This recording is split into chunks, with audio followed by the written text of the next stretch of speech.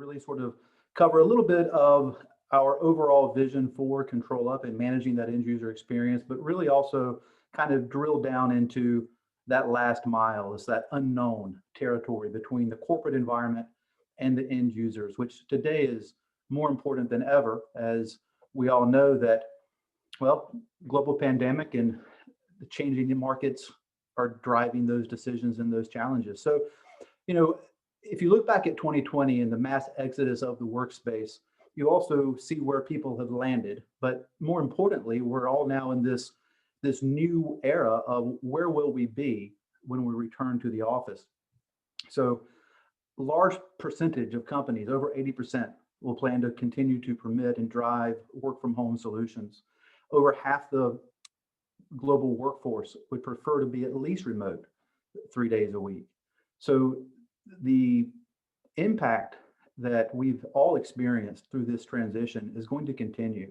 I don't think we'll ever see a time back where everybody is expected to be back in the office space, although previous presentations and the technologies that are continuing to be developed truly embrace this. And it's been a great experiment forced upon us because it also validated that people can remain remote and continue to get lots of work done. You know, one of the things that's been interesting for me coming in when I did into the Control Up journey, I've only met a few of the people who I work with. We have hundreds of employees worldwide. I know a few of them from previous experiences, but with the right mix of technologies and the right experience management tools, you can really sort of fit in and get to work pretty seamlessly. I saw a statistic that roughly 30% of an employee's experience with their organization has to do with how their technology works now. Because if you're in a home office, a remote situation, and you're trying to get work done, a large part of your company culture is driven by your ability to connect and have that good end user experience. So the legacy's monitoring solutions, they don't provide that visibility. And where this becomes so important in that last mile space is if you're in a help desk environment and you receive a phone call from an end customer or from your, in this case, your end users. I think of everyone, we're delivering a service back out to our customers, and in a corporate environment, the users are the customer. So they call and say, we're having a bad experience. It's not working. You're now very often stuck trying to either argue with them that there's nothing wrong with your systems because you don't have visibility into what's going on all the way down to their device. So if you're relying on your current technologies and your current abilities to see what's happening in your infrastructure may be working just perfectly. The sessions may all be working just perfectly. But what's happening in that last mile, that area that's outside of your boundary of control? And so now you don't have the visibility. You're stuck with an unhappy customer, your unhappy user, who's now having a bad work experience, and you have no visibility to help or work. So what you end up in that scenario is frustration all around. And that's not an acceptable solution. People need to be able to work in an optimized way, as we've all talked about, regardless of where they're at, right? Whether they're at home, the park, coffee shop, or eventually one day back at the office. And this impacts not just the ability of current employees to get work done, doesn't just impact the ability of those employees to be happy and engaged in their work.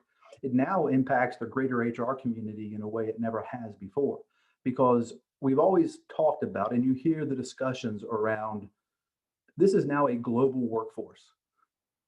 We're competing for jobs. Everyone is looking for the talent, the best talent to join their organization and be a part of their team. And with the ability now and the sort of validation that remote work is here to stay, that opens up the recruiting arena as well as the competitive arena in a way that it's never been. We've talked about it, I think it's had lots of lip service in the past, but now it is truly, truly a thing that is upon us. And to be able to deliver that, reach those talented people to join the team and deliver a good experience to them is ultimately important. Like I said, over 30% of the company culture is now driven by the technology engagement platforms. So that is where Control Up really comes in. We are a digital experience management platform, monitoring platform, and most importantly, a decision platform. So again, you talk about what are the devices. You need to be able to support any device, whether it's a thick client, a Windows client, a Mac client. Everyone now is bringing their preferred device. There was a time when the global supply chain was constrained. Everyone used their personal device. IT's got to be able to support that, have visibility into that. Control Up enables that. You got to be able to optimize those environments, observe what's happening in real time. That real time is ultimately of importance, because if you can't do it in real time, you're stuck looking through the sands of time. What happened in the background? And now we're being completely reactionary. We're not being proactive in what's happening with the customer or that end user. When you are able to see what's going on with that end user in real time, it makes for a much more seamless and engaged troubleshooting process, and you end up with a ticket that's been closed quicker with a better customer or user outcome at the end of the day. You need to be able to analyze that, looking for trends. Control Up has machine learning in place to actually guide through some of these troubleshooting process. It's very unique in what we do and how we deliver it, and ultimately optimize all of those experiences. And like I said, it's got to be able to be done on any client environment, whether that's a thick client, thin client, virtual desktop environments, or even down to your virtual and SaaS applications, whether they're on a local side or in the cloud. So how do you do that? You got to be able to capture these end-to-end metrics as they happen. That real-time component is unbelievably important. You've got to be able to be proactive about it, just track what's happening, what's going on in my environment, because ideally what you would like to see in these scenarios is that if there's a problem anywhere in that connection chain, you're hearing about it before the end user is calling you to say this is a problem. In a lot of ways, this is very difficult to do, right? You're trying to track what's happening in the internet, what's going on in this location. Is it my environment? Control Up has a product called Scout Bees that actually allows you to do that entire user synthetic testing, all the way from coming into our environment or into the customer environment, into their applications and what's happening. And then because we're a web-driven platform, you have a global data view all within that single dashboard. So as we said, you want to be able to analyze what's happening and look for that historical data. If you don't have that historical data, you can see what's happening in real time, but if you don't have the visibility to what happened in the past, now you're looking for root cause analysis. So you got to be able to track, gather all of that information and have that visibility. And then take immediate action on the things that come in to place. So Control Up has their virtual administrator or virtual guide. So it's literally as simple as, is this green? Is this red? If it's red, red's bad, sort of the universal sign for stop. Let's click in and drill down and actually guide what's happening in those environments. And this becomes really important when you're looking at the remediation time frame. So how long does it take? One of the big challenges I saw as managing and helping manage a large global help desk was the dissemination of knowledge. So you've got lots of really smart, very talented people who understand end user computing and can resolve issues for the end users. But when that initial report comes in, it's not always going to the most senior person with all of that global experience behind them. It's going to that level 1, 2 person who's desperately wanting to take care of this issue for the person calling in with a problem. And frequently you see escalation paths, and there's all types of ways to proceduralize and try to handle that.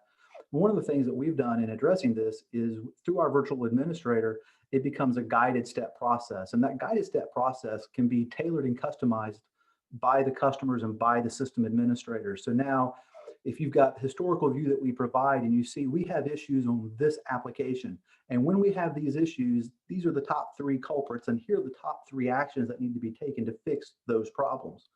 We can automate all of that and actually flag it where it can happen automatically, no action required, or we can push that out to the help desk environment so the people who have access to the tool set can very quickly float through that, take action, resolve the issue, no escalation required, no additional work required, positive customer, positive user outcome very, very rapidly. So again, it's any device, observe it, analyze it, optimize it. And through that, we have Control Up Solve, which is really now part of our ultimate package, but it's really getting into what are all of the components. So proactive ability with Scalpies, what's happening from the user's experience all the way from their device out through the internet into their local Wi-Fi. Think about that. If you're trying to resolve a customer's problem, a user's problem, well, the problem isn't actually anybody's problem. I've experienced this myself. I have two kids. I have a 15-year-old daughter. She just got her learner's permit here in the US. God help us all, especially me and her mom. And I have a 13-year-old son. Like many 13-year-old and 15-year-olds, my kids like to play video games on occasion. I might even do that myself, but not during work hours. But when my kids come home and they fire up their Xbox or they fire up their computer and my user experience takes a dive, well, I'm in IT, so I can kind of figure out what happened.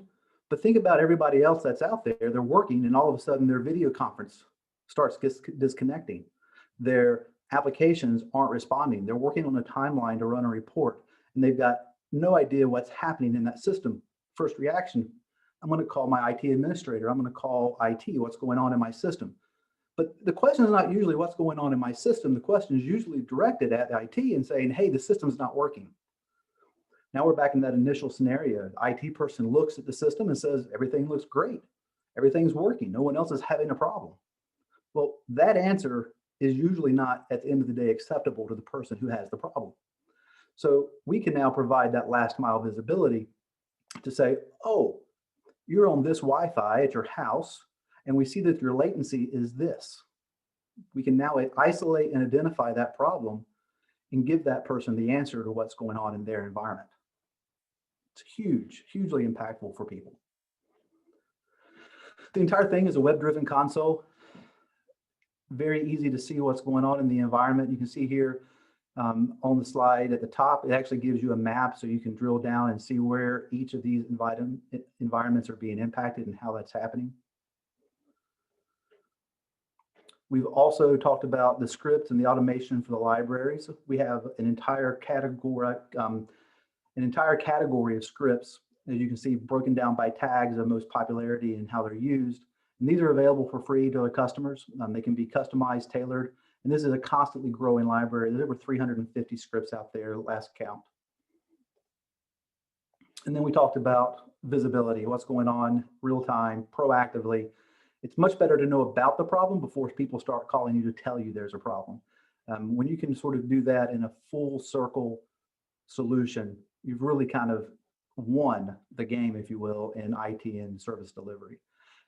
And you know what? We're pretty proud of our software. We're so proud of it, and we know that people will see great value in it, that we'll give it to you for free.